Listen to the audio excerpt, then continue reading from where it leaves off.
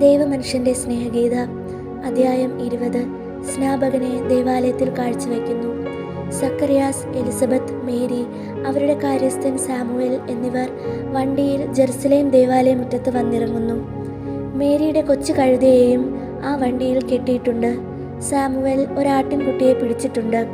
ഒരു കൂടയിൽ ഒരു പ്രാവിനെയും എടുത്തിട്ടുണ്ട്. ദേവാലയ കാവൽക്കാർ സക്കറിയാസിനെ ബഹുമാന പുരസ്സരം സ്വാഗതം ചെയ്യുന്നു. മറ്റു പുരോഹിതർ അഭിവാദനം ചെയ്യുകയും അഭിനന്ദിക്കുകയും ചെയ്യുന്നു. പുതിയ ഇസ്രായേൽക്കാരൻ്റെ കാഴ്ചവയ്പും അവൻ്റെ അമ്മയുടെ ശുദ്ധീകരണവും ആഘോഷപൂർവ്വമാണ് നടത്തുന്നത്. കാരണം ഒരു പുരോഹിതൻ്റെ മകന് വേണ്ടി മറ്റു പുരോഹിതന്മാർ അത് മോടിയാക്കുന്നു. ചടങ്ങുകളെല്ലാം കഴിഞ്ഞ ശേഷം ചെറിയ കഴുതയെയും കൊണ്ട് അവരുടെ പരിചയക്കാരുടെ വീട്ടിലേക്ക് പോയി. ജോസഫിനെ കാത്തിരിക്കുന്നു. എന്നാൽ മേരി തൻ്റെ സ്ഥിതി മറച്ചു വയ്ക്കുവാൻ വേണ്ടി പുറംകുപ്പായം മാറ്റുന്നില്ല. ജോസഫ് വന്ന് വാതിലിൽ മുട്ടുമ്പോൾ മേരി സന്തോഷത്തോടും ബഹുമാനത്തോടും കൂടെ അഭിവാദനം ചെയ്യുന്നു. ജോസഫും സസന്തോഷം പ്രത്യാഭിവാദനം ചെയ്യുന്നു. ജോസഫ് കുഞ്ഞിനെ കാണുകയും മാതാപിതാക്കളെ അനുമോദിക്കുകയും ചെയ്യുന്നു. മേരി വളരെ കുറച്ച് മാത്രമേ സംസാരിക്കുന്നുള്ളൂ. ജോസഫ് ചോദിക്കുന്നു, നിനക്ക് വല്ല അസുഖവുമാണോ? നീ വിളറി വിഷാദം പൂണ്ടിരിക്കുന്നല്ലോ. കുഞ്ഞു ജോണിനെ വിട്ടുപോരണമല്ലോ എന്നോർത്തിട്ട് എനിക്ക് ദുഃഖമാണ്. അവൻ ജനിച്ച് ഏതാനും നിമിഷങ്ങൾ കഴിഞ്ഞപ്പോഴേ ഞാൻ അവനെ എൻ്റെ ഹൃദയത്തോട് ചേർത്ത് പിടിച്ചതാണ്. ജോസഫ് പിന്നെ വേറൊന്നും ചോദിച്ചില്ല. വീടെല്ലാം ഞാൻ വൃത്തിയാക്കിയിട്ടിട്ടുണ്ട്. ഫലത്തോട്ടങ്ങളും പൂക്കളുമെല്ലാം ഇപ്പോൾ കാണാമല്ലോ.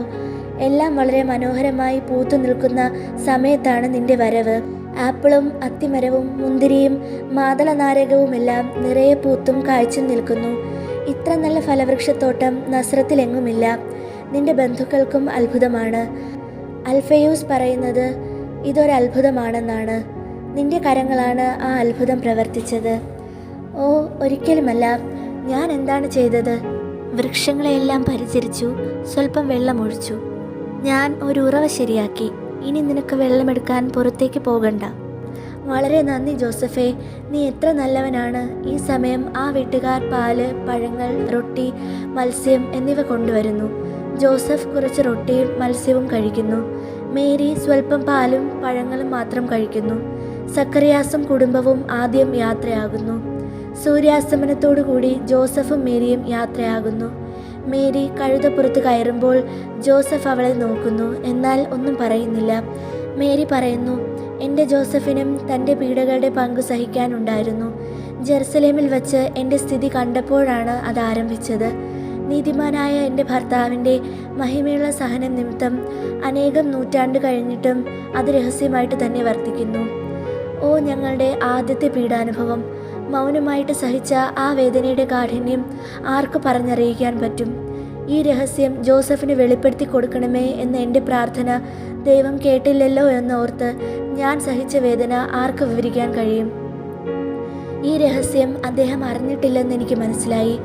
ദൈവത്തിൻ്റെ വചനത്തെയാണ് ഞാൻ ഉദരത്തിൽ വഹിക്കുന്നതെന്ന് അറിഞ്ഞിരുന്നെങ്കിൽ ദൈവത്തിന് അർഹമായ വണക്കത്തോടെ ജോസഫ് ആരാധിക്കുമായിരുന്നു. അദ്ദേഹത്തിൻ്റെ വേദന ഞാൻ അറിഞ്ഞിരുന്നു, എന്നാൽ എനിക്ക് അത് മാറ്റുവാൻ കഴിയുമായിരുന്നില്ല. മൗനമായിരിക്കുക എന്ന് എന്നോട് ആവശ്യപ്പെട്ട കൽപ്പന ഞാൻ അനുസരിക്കേണ്ടിയിരിക്കുന്നു. ഞങ്ങൾ നസ്രത്തിലെത്തിയ ശേഷം ജോസഫ് വളരെ ചുരുങ്ങിയ വാക്കുകളിൽ എന്നോട് വിട ചോദിച്ച് പോകുന്നത് ഞാൻ കണ്ടു. കുറച്ചു സമയം കൊണ്ട് പെട്ടെന്ന് വൃദ്ധനായി കൂന് പിടിച്ചതുപോലെ. വൈകിട്ട് എന്നെ കാണാൻ വരാതെയായി. ഇതെല്ലാം മനസ്സിലാക്കിയ ഞാൻ എൻ്റെ കുഞ്ഞുങ്ങളെ കൈപ്പേറിയ കണ്ണുനീർ എന്തുമാത്രം ചിന്തി. ഏകാഗ്നിയായി ഞാൻ ആ വീട്ടിൽ മംഗളവാർത്തയും മനുഷ്യാവതാരവും എല്ലാം അനുസ്മരിപ്പിക്കുന്ന ആ വീട്ടിൽ, ജോസഫിനെ അനുസ്മരിപ്പിക്കുന്ന ആ വീട്ടിൽ ഞാൻ പ്രാർത്ഥിച്ചു കഴിഞ്ഞുകൂടി. ക്ഷമിച്ചു കഴിഞ്ഞുകൂടി.